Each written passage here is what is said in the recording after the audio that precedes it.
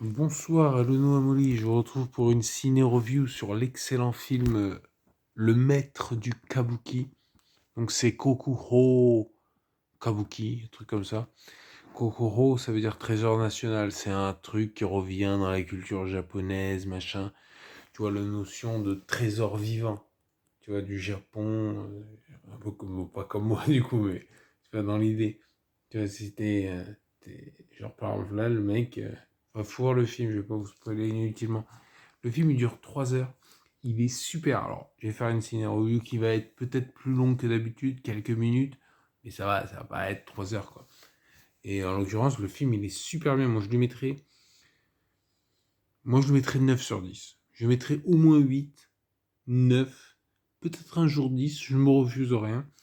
Non, c'est vraiment un très bon film. C'est la culture japonaise, c'est une fresque sur 50 ans, tu vois les personnages qui reviennent, tu les vois enfants, adultes, tu vois des personnes plus âgées, tu vois des...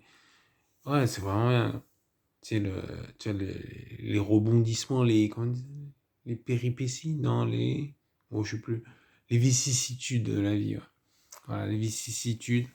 Et c'est... Non, c'est un super film, hein, franchement, hein. Alors, les acteurs. Donc déjà, Kikuo, c'est le personnage principal, qui est joué par Ryo.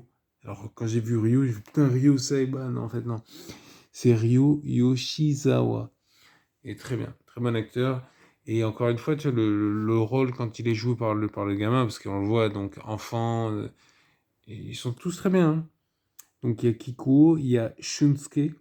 Alors lui, il est excellent. C'est peut-être même encore plus mon préféré. Bon, non, lui aussi, il est très bien le premier que j'ai dit. Ryo en plus. Non, mais lui, il est vachement bien. Qui est joué par Ryusei Yokohama, comme la ville Yokohama. Donc je me suis dit, putain, c'est Yokohama. Après, ils ont toujours des noms. Enfin, je sais plus, il y avait une prof de japonais, il me dit, ouais, les noms japonais, ils sont plus différents. Je sais plus comment elle m'avait dit, parce qu'il y a des kanji. Tu vois. Ouais, d'accord, waouh. C'était un peu de la triche. J'ai failli lui dire, mais je me suis retenu. Non, très joli prof de japonais. Alors bon, voilà, du coup, j'ose pas trop, quoi. T'es gêné. Mais après, il y a Haru et. Donc, faut voir les kanji. Ouais, j'imagine. Haru et. Oui, c'est logique. Donc, c'est la jeune femme qui est incarnée par Mitsuki Takahata. Il y a Ken Watanabe. Ça, c'est évidemment, j'ai envie de dire. Il y a d'autres acteurs, non? Et le réalisateur, c'est Sang-il Lee. Sang-il Lee. C'est un cinéaste japonais d'origine coréenne. Donc le mec, c'est bon, ouais. Il est japonais, coréen. Enfin, je sais pas s'il parle coréen, pardon, mais j'espère qu'il parle coréen. C'est l'occasion, quoi. Ouais, et puis il mange du kimchi. C'est un coréen. Mais il est japonais. Alors il mange aussi des sushis. C'est une histoire de fou, quoi. Enfin bref. Qu'est-ce que je peux vous dire de plus intéressant, je veux dire, parce que là, jusqu'à présent, bon, c'est pas encore fou. Alors, le théâtre kabuki. Alors, déjà, le truc, c'est que, par exemple, ils vont dire Omae o korosu c'est des mots assez simples, mais il faut connaître l'histoire, en fait. Parce que, tu vois, sinon, tu vas rien comprendre, hein. Il y a plein de noms propres, il y a plein de trucs, tu comprends rien. Mais, si tu connais l'histoire, du coup, tu comprends, tu vas dire, ah oui, lui, c'est machin, tu vois. Donc ça permet quand même ça éclaircit la trame de l'histoire, quoi. Tu vois?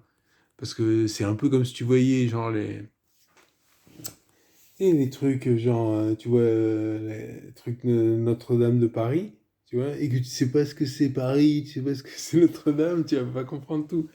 Donc, renseignez-vous un minimum. Après, vous vous laissez porter, quoi. Non, c'est bien, enfin, je pense que c'est bien. Kabuki, quoi. Et le théâtre, c'est Miyako-chan. Non, ça c'est pas Miyako-chan, c'est Miyakoza. C'est le théâtre, c'est le principal, machin, le grand théâtre à Tokyo, que vous verrez, ne serait-ce que voir le théâtre déjà, c'est bien, tu vois. Mais après, il y a aussi, comment ça s'appelle là. J'ai oublié, celui de Nagoya, où je suis allé enfin une fois. Je suis bien passé devant aussi. C'est à Fushimi. Donc voilà, c'est à Fushimi. Il y a aussi un théâtre traditionnel à Nagoya que j'ai visité. Mais bon, j'ai visité vite fait, vu qu'il est pas dans l'activité. Mais non, après, voilà, Kabuki, quoi. oui, en plus, il faudrait aller aussi à, je suis jamais allé, à, comment s'appelle la ville? Ouais, voilà. Non, mais voilà, bon, Osaka, bon, il y a des yakuza, hein, pas envie de se risquer, quoi. Puis, si, j'allais dire Mali, plus, je crois. Bon, bref, passons. Donc, c'est Hayashi au possible. Hayashi, ça veut dire dubious, suspect. Ouais, mais bon. Non, c'est quand même très bien, quoi, le Japon.